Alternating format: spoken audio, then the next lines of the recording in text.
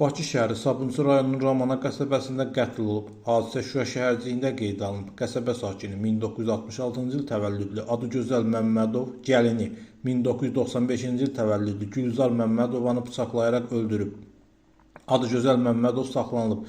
Qeyd edək ki, qətli törədən Adıgözəl Məmmədov 44 günlük Vətən müharibəsinin şəhidi Səxavət Məmmədovun atası, qətlə yetirilən qadın isə həyat yoldaşıdır.